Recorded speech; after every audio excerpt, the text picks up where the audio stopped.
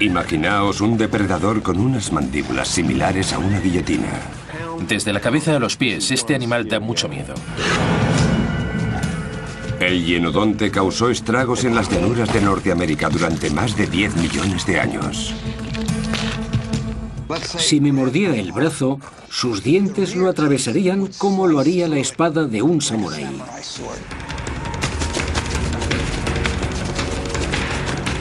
Pero este carnívoro no era el único depredador dominante en la zona. El hienodonte tenía dos enemigos mortales. Estos depredadores se encontraban inmersos en una batalla épica, a la cual solo uno de ellos sobreviviría.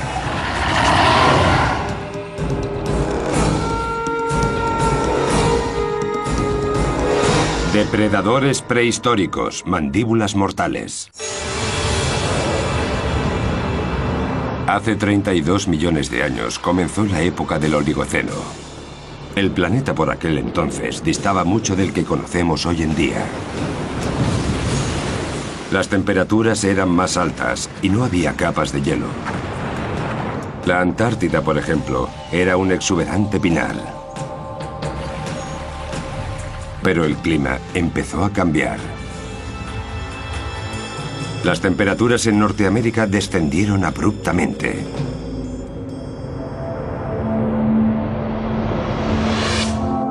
Al tratarse de espacios abiertos poblados por presas fáciles, Norteamérica se convirtió en el paraíso de los depredadores. Norteamérica contaba con una fauna muy diversa. Hay quien lo compara con lo que ocurre actualmente en la sabana africana. Este gran grupo de mamíferos sería totalmente irreconocible para nosotros. Existían caballos diminutos de 90 centímetros de altura, conocidos como Mesohippus, también camellos pequeños sin jorobas o rinocerontes sin cuernos. El animal más común se parecía a una oveja y se llamaba oreodonte. Estos son fósiles de oreodonte, uno de los antecesores de las ovejas y las cabras, un animal muy sabroso. En cuestión de segundos, la tranquilidad de la pradera podía convertirse en un auténtico caos.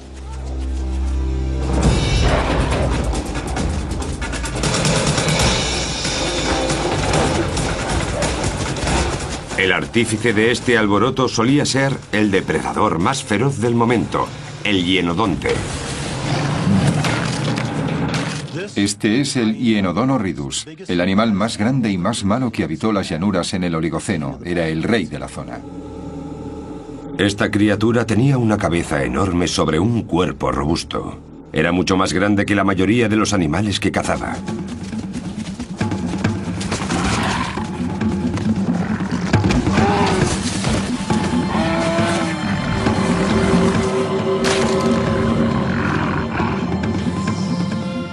El Oligoceno era una época muy animada. Había más animales dedicados a la caza de los que hay ahora mismo en África. Entre los contrincantes del hienodonte estaban los dientes de sable llamados Dinictis.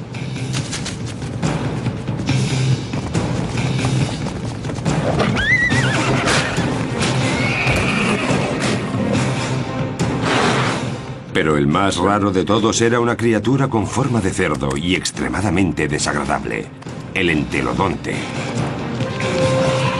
La lucha entre estas dos megabestias duró más de 5 millones de años.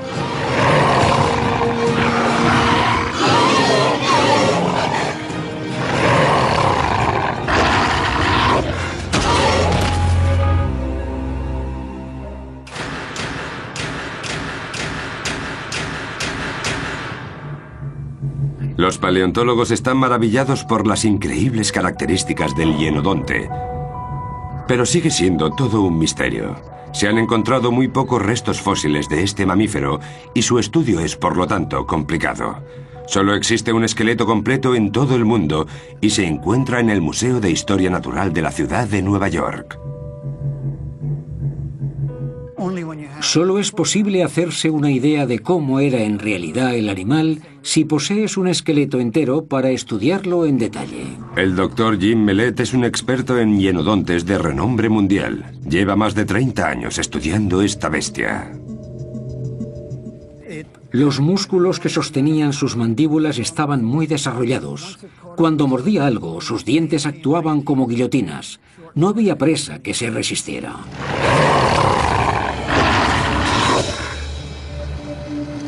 Hay expertos que se dedican a estudiar a este depredador en diversos laboratorios de toda Norteamérica. Hay muy pocos fósiles, pero aún hay menos superdepredadores. Tampoco es fácil encontrar carnívoros, pues no coincidían muchos en una sola época. Con tan pocas pruebas fósiles, los científicos tendrán que juntarse para resolver el puzzle, literalmente de hueso en hueso.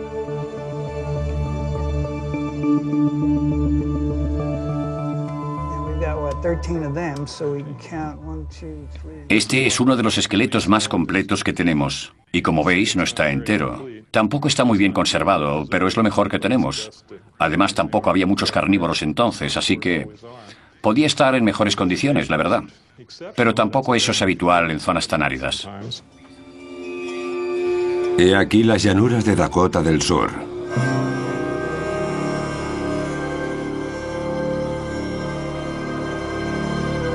Este suelo volcánico esconde una auténtica mina de fósiles, dada la densa población de animales prehistóricos que habitaron una vez estas tierras. Estos ríos y lagos secos revelan acontecimientos extremos de la naturaleza en los que la muerte debió sorprender a miles de animales en forma de riada e inundación. Una capa de barro posterior conservó sus huesos durante millones de años.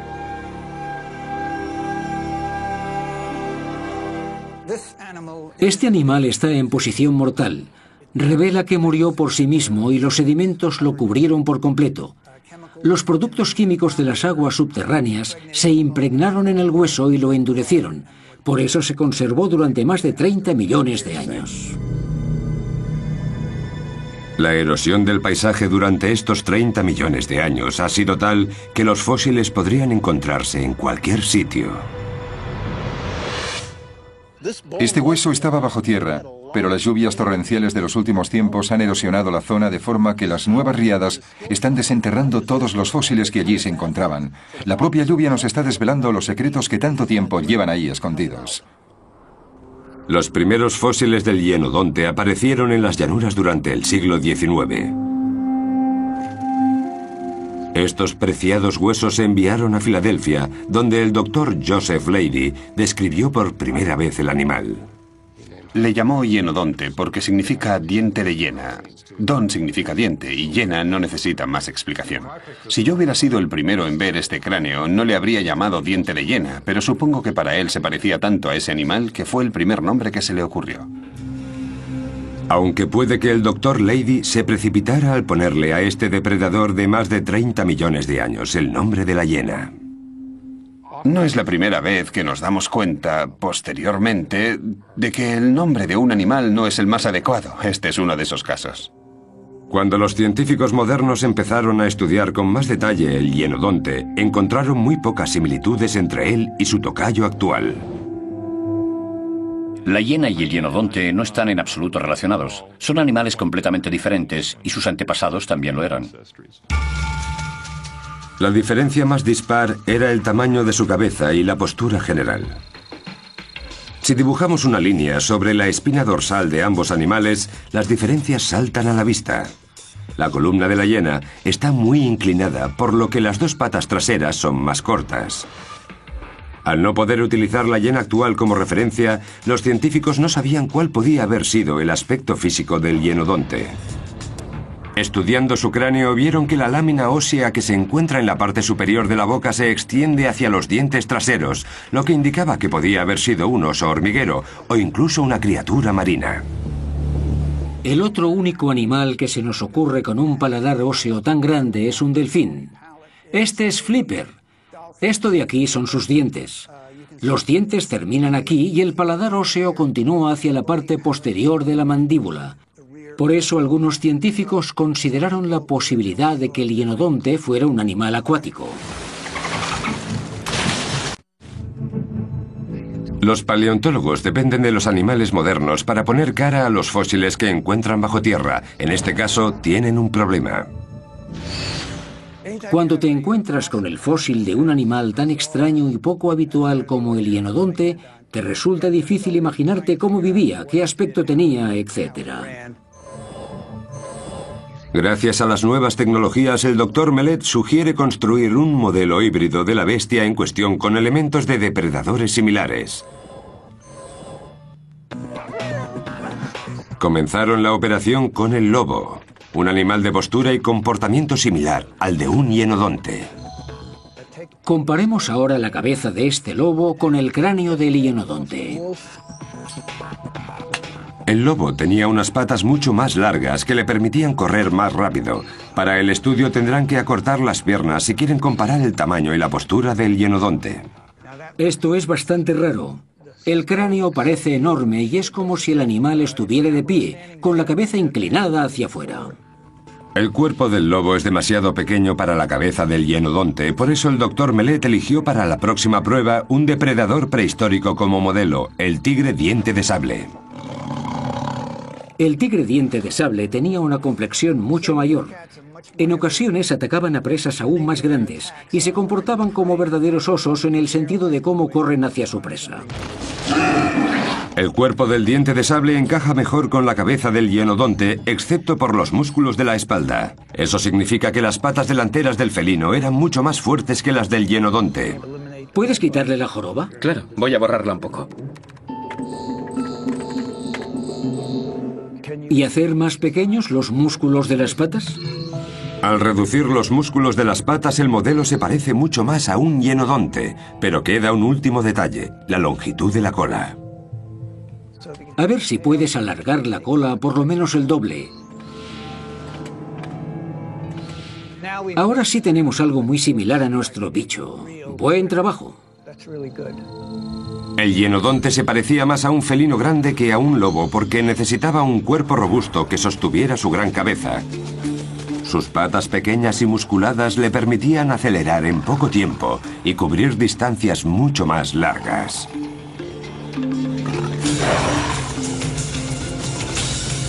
Ahora la pregunta es, ¿cómo se unieron todas estas partes para hacer de esta criatura el depredador más fiero de su tiempo? La cabeza, de grandes dimensiones, era una auténtica máquina de matar. El diseño único de sus dientes y sus mandíbulas lo convirtieron en el depredador más peligroso que jamás pobló el planeta. Si este animal me pillara en el campo y me mordiera el brazo,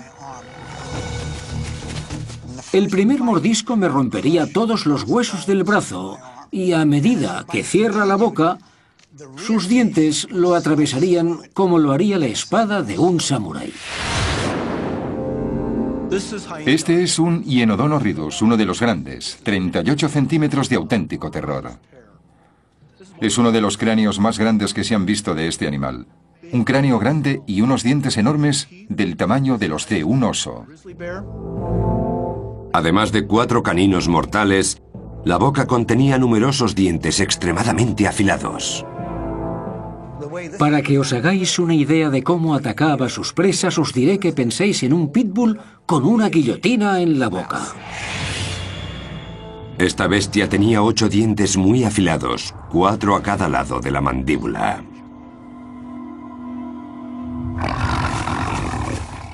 Con un solo lado cortante ya es suficiente para reducir a pedazos cualquier alimento. Cuanto más pequeños sean esos trozos, más fácil será digerirlos, justo lo que quiere nuestro animal. La mandíbula del hienodonte presentaba una ventaja sobre los demás mamíferos de la historia. Sus dientes permanecían perfectamente alineados durante toda su vida. En la mayoría de los depredadores, los dientes se iban desgastando a medida que envejecía el animal hasta que ya no eran capaces de masticar.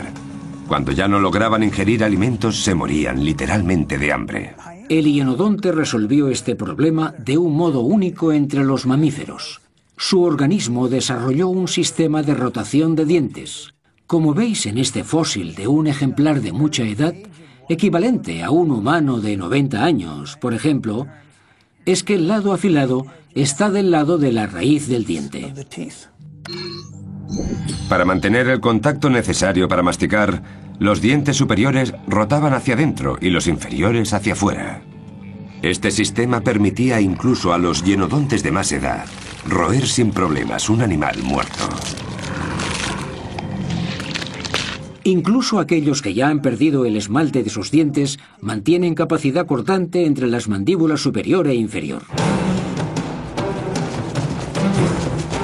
El hienodonte contaba aún con otra arma devastadora, la fuerza de su mordedura. Desde la cabeza a los pies, este animal da mucho miedo. En la Universidad de Nueva Gales del Sur, en Australia, el doctor Stephen Rowe ha convertido el cráneo de un hienodonte en una prueba digital con la que poder medir la fuerza de sus poderosas mandíbulas. El hienodonte mordía tan fuerte, o casi tan fuerte, como el gran león africano.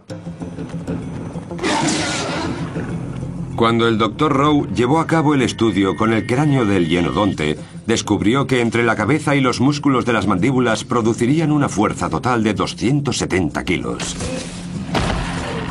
Las mandíbulas del hienodonte eran aún más letales en la parte posterior de la boca, pues la fuerza de un mordisco con sus dientes posteriores era 3 veces mayor que la ejercida con sus caninos. La táctica que empleaba el hienodonte para matar no era en absoluto sofisticada.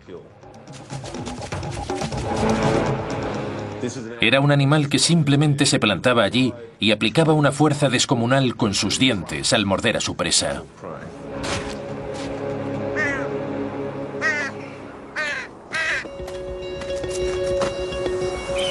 Paleontólogos como Jeff Boyce llevan muchos años buscando pruebas de la existencia de depredadores que habitaran las llanuras en el Oligoceno.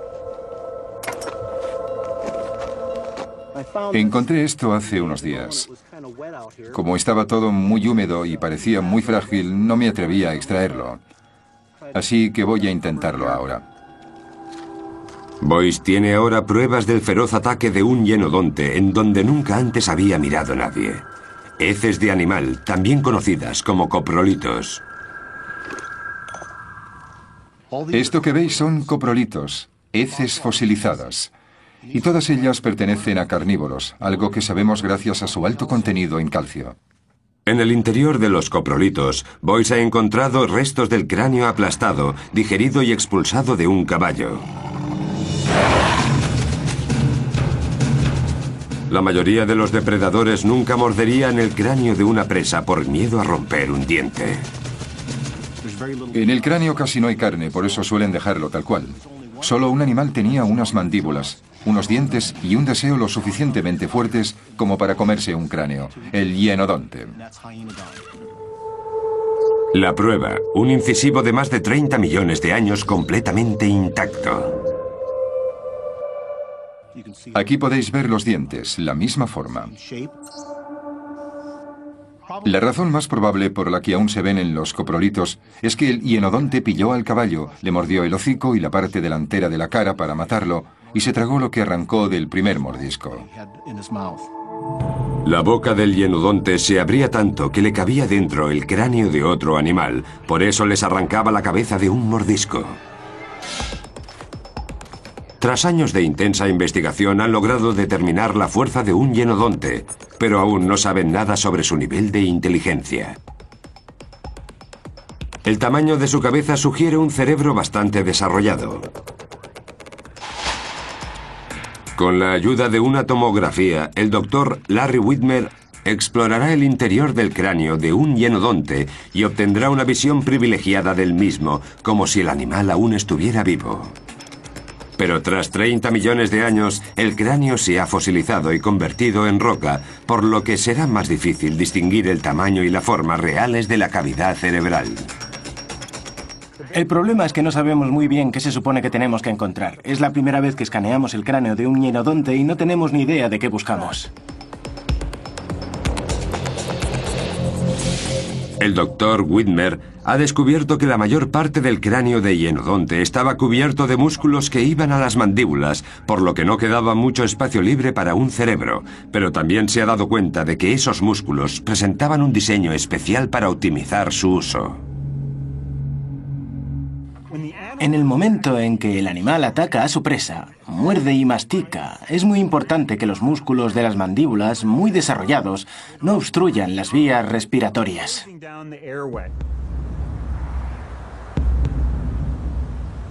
Para comer y respirar al mismo tiempo, el Hienodonte desarrolló un tubo nasal increíblemente largo.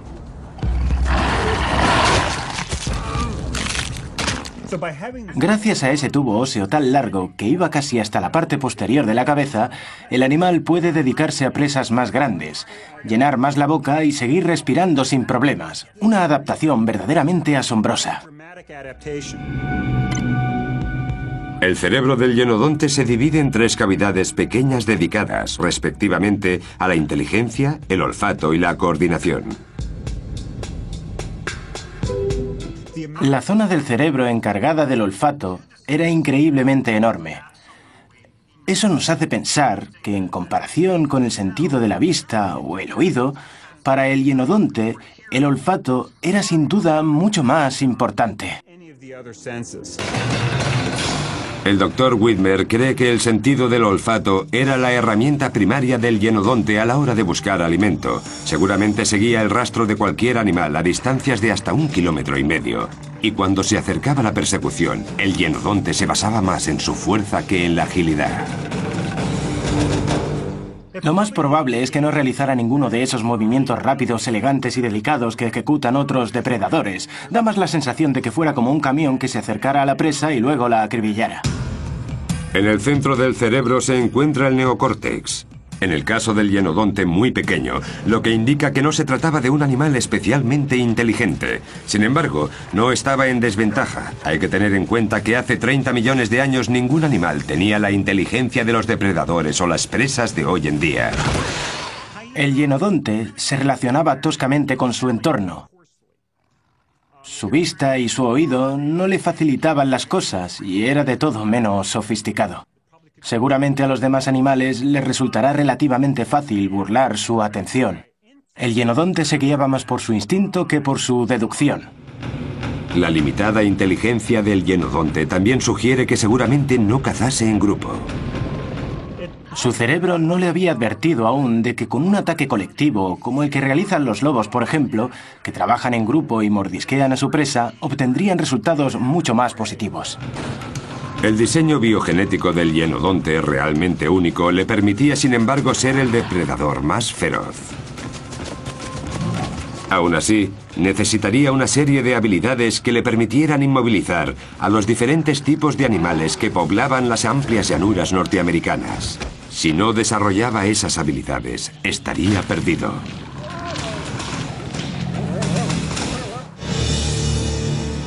Hace 30 millones de años, las praderas de Norteamérica eran como un supermercado bien surtido para carnívoros como el Hienodonte. Pero el paisaje mudó y se convirtió en campo abierto. Como consecuencia, los depredadores que dependían de las emboscadas a sus presas, como el Hienodonte, tuvieron que adaptar sus estrategias de caza a la nueva situación. Había un lugar en el que sus mandíbulas podrían acercarse lo suficiente para sorprender a sus presas satisfactoriamente: los recursos hídricos. En las tierras áridas de Dakota del Sur, los paleontólogos descubrieron un antiguo lago que funcionaba como local de comida rápida para depredadores como el Hienodonte. Desde el año 1993, hemos encontrado aproximadamente entre 8 y 10.000 huesos, un número asombroso para una cantera de este tamaño. Esta colección de huesos constituye una prueba firme del gran número de animales que fallecían y se convertían en alimento de otros aquí mismo. Obviamente se puede comparar lo que ocurrió aquí por aquel entonces con lo que ocurre en la actualidad en África. Todos han de beber y los depredadores lo saben, por eso vienen y esperan a que se presente la oportunidad perfecta para matar. Los lagos y otros charcos eran el lugar favorito para los hienodontes, sobre todo si la vegetación de alrededor les permitía guardar sin ser vistos a que un caballo, por ejemplo, se acercara a beber. Pero los caballos que se comía el hienodonte no eran como los que nosotros conocemos. El caballo que veis se conoce como Miohippus. Fue uno de los caballos primitivos de Norteamérica. Los primeros de todo eran aún más pequeños que estos, casi la mitad. Pero en la época de las grandes llanuras secas y áridas, este era el caballo habitual. El Mesohippus medía 1/3 de lo que mide un caballo actual, pero corría igual de rápido. Un animal como este caballo Mesohippus o Miohippus no podía defenderse ante un depredador. Su única escapatoria era ser más rápido corriendo y saltar más alto durante la huida. Uno de los grandes retos a los que se enfrentaba el hienodonte era una carrera contra estos caballos. Darles alcance para poder inmovilizarlos le resultaba muy difícil. Hay especialistas que creen que las patas cortas del hienodonte y su enorme cuerpo impedían por completo que lograra atrapar a un Mesohippus, a no ser que le preparara una buena emboscada. El doctor Jim Mellett no está de acuerdo con esta teoría y ha preparado una demostración en la que calculará la velocidad de un pitbull también con patas cortas. De hecho, es uno de los animales modernos que más se parece en complexión al hienodonte. La única forma que tenemos de recoger información relevante es basarnos en los animales que conocemos e inferir qué podían haber hecho en relación a eso los fósiles con los que trabajamos. Y la física no miente. Si las dimensiones de las extremidades son las mismas y la masa muscular también, se moverán más o menos a la misma frecuencia cuando los comparas. La clave se encuentra en la rodilla, de la rodilla al pie. Esa es la sección de la pata que controla la velocidad. En teoría, los perros con las patas más cortas correrán menos, pero estoy convencido de que la musculatura de este animal le permite, sin embargo, alcanzar velocidades nada desdeñables.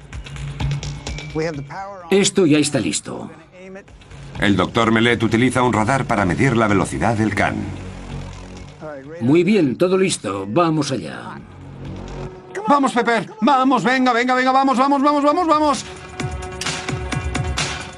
¡Vamos, vamos, vamos, vamos! ¡Buen chico! 58.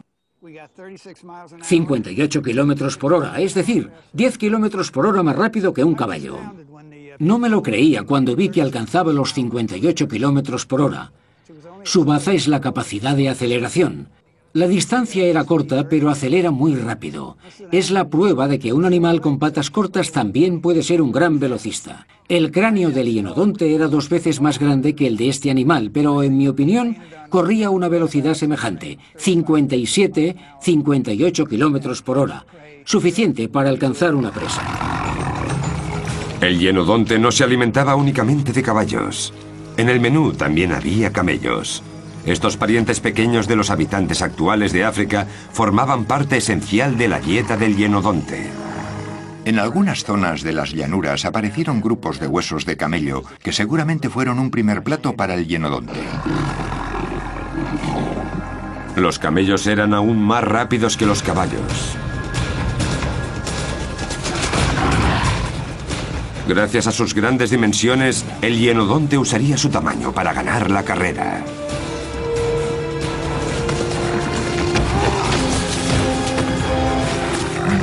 No creo que le resultara difícil al hienodonte ponérsele en paralelo y lanzarse a por él. Una vez en el suelo, estaba hecho. Con tanta oferta en el entorno, el hienodonte debía de contar con diversas estrategias de ataque. La estrategia para cazar un caballo ha de ser distinta de la utilizada para cazar un oreodonte o para derribar a un rinoceronte. El rinoceronte que no tenía cuerno era la criatura más grande con la que se metía el hienodonte y también su mayor reto. En general, la mayoría de los rinocerontes de Norteamérica estaban entre los animales más grandes del terreno y es muy poco probable que los depredadores tuviesen alguna oportunidad contra ellos. El rinoceronte suponía un reto para el hienodonte, pero el tamaño de este último no era en este caso una garantía de éxito. Tendría que ponerse a su altura antes de dar comienzo a la persecución. El hienodonte intentaría acercársele lo suficiente para morderle una pata trasera con sus mandíbulas mortales e impedir que siguiera escapando. Pero tenían que tener cuidado de no recibir una buena coz. Si le alcanzara en un costado, donde la piel es mucho más fina, podría sangrar y debilitarse. En cuanto el hienodonte hincaba el diente, todo cambiaba. Él se convertía en el blanco de otros. El entelodonte estaría al acecho, a la espera de una comida gratis. Un animal de 270 kilos, con dientes enormes, al que los expertos llamaron el cerdo del infierno. Si fuerais un animal que vive en el campo y os encontrarais con una de estas dos bestias, seguro que escapabais en otra dirección. El hienodonte tenía lo que el entelodonte quería, y ninguno de los dos estaba dispuesto a compartir. Matar era muy fácil para el hienodonte. Gracias a sus excepcionales habilidades, este depredador de dientes afilados podía capturar al animal que quisiera. Quedarse con su presa ya era otra cosa. El hienodonte no iba a ceder ante el agresor sin antes luchar por su captura. Él tuvo que esforzarse mucho para cazarlo. Él se la quiere comer. El Archaeopteryx era un cerdo primitivo carroñero y existen pruebas fósiles de que vivió en Dakota del Sur y de que sentía predilección por la carne de rinoceronte. Por eso el hienodonte corría peligro cuando mataba a uno. El entelodonte tenía la habilidad de oler el cadáver del rinoceronte gracias a un sentido del olfato excepcionalmente desarrollado. Imaginaos que el hienodonte ha cazado algo para comer y el Archaeopteryx lo huele y se acerca a robar la presa muerta. Obviamente, el hienodonte luchará para proteger su comida. El gorrino suponía una amenaza real porque solo su cráneo pesaba 22 kilos. Era una lucha cuerpo a cuerpo. El entelodonte tenía ventaja. Con su 1,20 m de altura y un peso total de 270 kilos, superaba sin problemas los 90 centímetros y casi 70 kilos del hienodonte.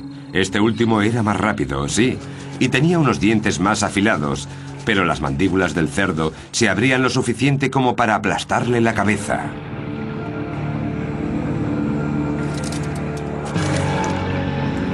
El doctor Mellet encontró restos fósiles de un hueso roto de columna perteneciente a un hienodonte, que seguramente procedía de una batalla perdida contra un entelodonte. Rompió justo por aquí y la zona del hombro, el omóplato, ha mermado un 30%. El doctor Mellet cree que solo un animal podría infligir tanto daño a un hienodonte.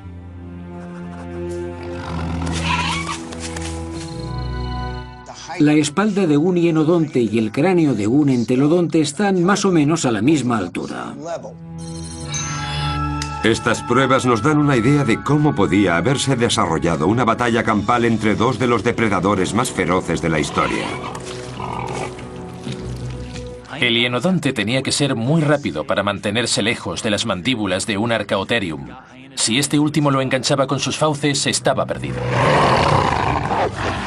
Puede que el hienodonte fuera más rápido a la hora de atacar, pero el tamaño del entelodonte marcaba sin duda la diferencia. Todo lo que tenía que hacer el entelodonte era mover su enorme cabeza y golpear al contrincante en un costado con esos 20 kilos. ¡Hala! Un omóplato roto.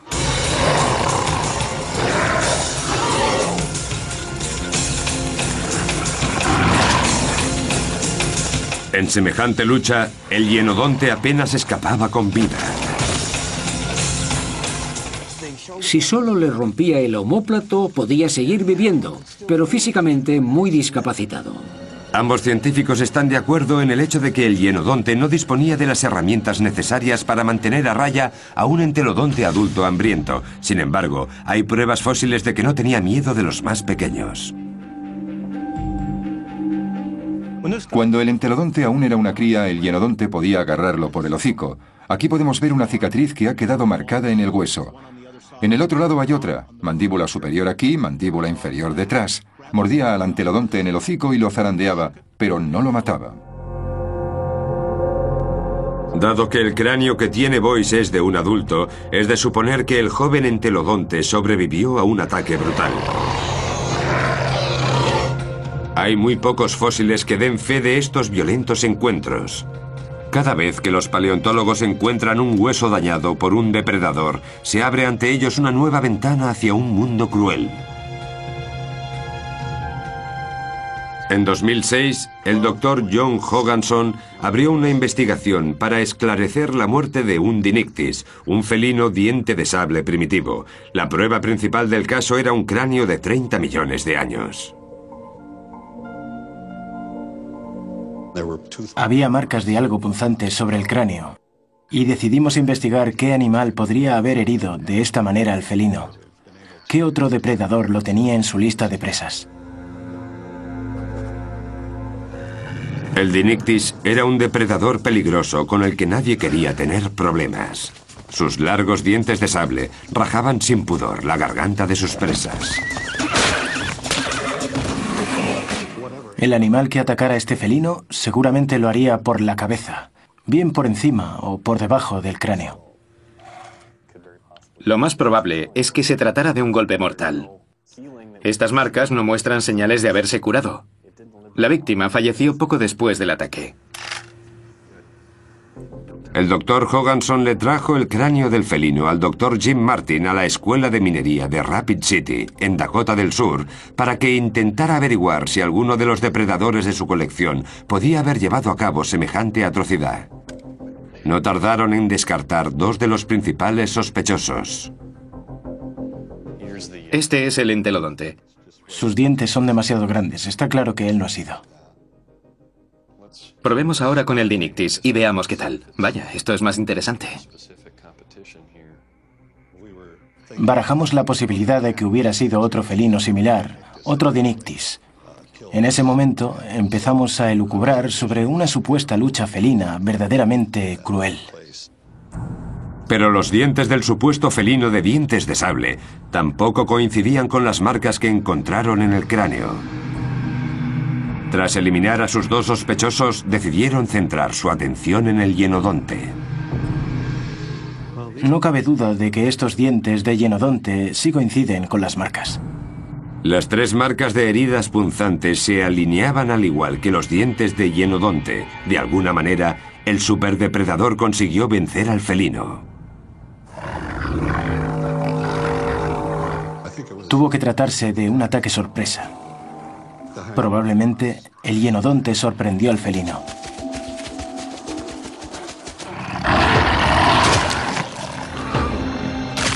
No creo que hubiera una persecución previa porque, de haber sido así, el felino hubiera sido mucho más veloz que el hienodonte. Lo más seguro es que el hienodonte se acercara y lo mordiera en la cabeza, penetrando en el cráneo y en las cuencas de los ojos. Un golpe mortal. Posteriormente se habría movido y habría vuelto a morder al animal. Las pruebas fósiles muestran que el hienodonte fue uno de los depredadores más feroces durante más de 20 millones de años. Pero cuando comenzó la época del Mioceno, hace unos 22 millones de años, llegó un nuevo contrincante, el oso perro. Este híbrido feroz, del tamaño de un león, compitió contra el hienodonte por el puesto de superdepredador de Norteamérica.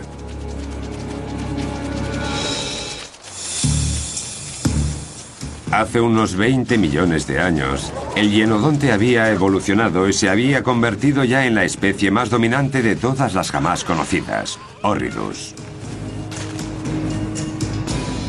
El registro fósil muestra que este animal abundaba en las llanuras norteamericanas.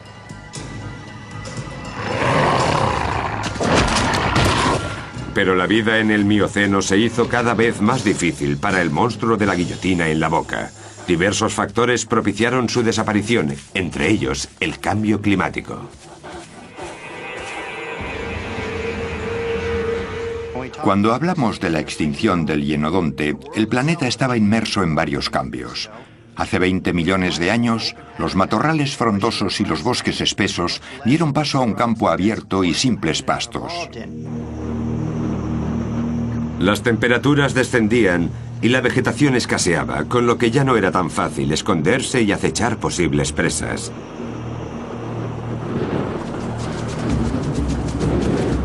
No solo era más difícil preparar emboscadas, sino que tras varios millones de años de evolución, las presas se habían vuelto más grandes y veloces. Hace 20 millones de años quedaban pocos animales que el hienodonte pudiera cazar. Los camellos, los caballos, muchos de los grupos de animales que habían habitado Norteamérica durante tanto tiempo habían evolucionado y ahora eran más rápidos, tenían piernas más largas y eran capaces de escapar de los depredadores más primitivos como el hienodonte. Así que estos animales más evolucionados eran más veloces que el hienodonte y gastaban menos energía. Creo que fue uno de los motivos que llevó a su extinción. Si el depredador gasta más energía en cazar una presa que la que ingiere al comérsela, su habilidad para reproducirse se verá gravemente mermada. Si la descendencia es cada vez menos numerosa, llegará un momento en que el animal se extinga. También influyó un factor medioambiental importante, la transformación del paisaje, la aparición de las praderas. Este hecho tuvo una gran repercusión en la vida del oreodonte, la principal fuente de alimento del hienodonte. El oreodonte no comía hierba. Si empezaba a hacerlo ahora, sus dientes se desgastarían, por lo que murieron de hambre. Su entorno cambió radicalmente y el hienodonte no tuvo la capacidad mental necesaria para adaptarse a tiempo. El reto más grande al que tuvo que enfrentarse el hienodonte, en nuestra opinión, es este de aquí. El neocórtex era tan pequeño que no nos equivocaríamos si dijéramos que el hienodonte se guiaba casi exclusivamente por su instinto. Muchos de los animales que solían ser presa de grandes depredadores evolucionaron mientras que el cerebro del hienodonte dejó de crecer. Con el paso del tiempo, su escasa inteligencia le provocó la muerte. Es muy posible que el hienodonte, dado el pequeño tamaño de su cerebro, no tuviera la capacidad mental suficiente para ajustarse a los cambios y al comportamiento de los animales que perseguía. Las presas lo identificaban como depredador y huían. La desaparición de muchas de sus presas habituales también influyó, pero a 4.800 kilómetros de las llanuras existía una amenaza aún mayor que estaba reorganizando el mundo del hienodonte. Por primera vez desde los dinosaurios, empezaron a formarse capas de hielo polares.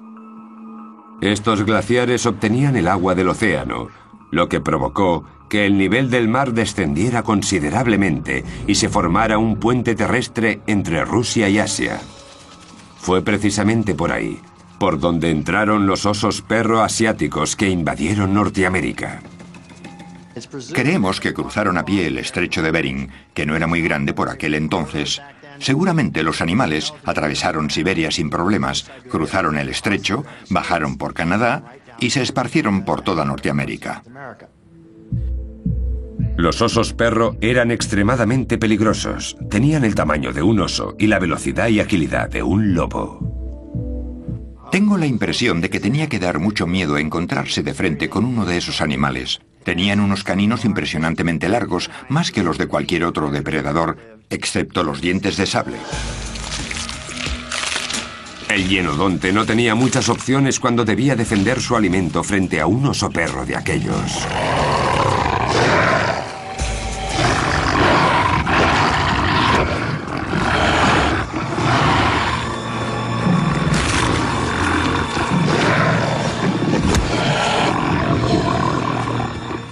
Si nos fijamos en un hienodonte adulto como este, vemos que su tamaño no tiene nada que ver con el de un oso perro. El gran perro oso sí era capaz de vencer a un hienodonte en un combate cara a cara.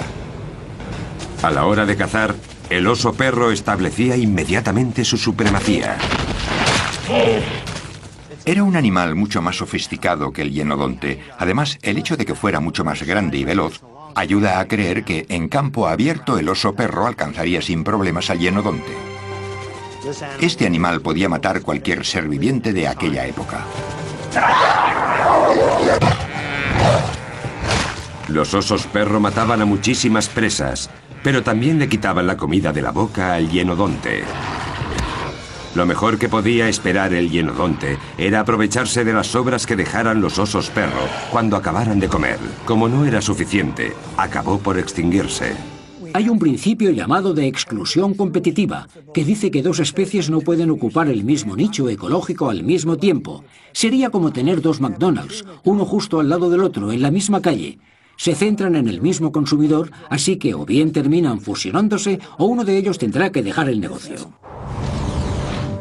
A medida que aumentaba la población de osos perro, se acercaba el final del hienodonte. El hienodonte se extinguió justo en el momento en que llegaron los osos perro. Por eso creemos que es muy probable que su llegada fuera la causa última de la extinción total del hienodonte. Es decir, el hienodonte se volvió obsoleto. Dejó de ser útil y se vio reemplazado por carnívoros más grandes, rápidos y listos como los lobos y los felinos.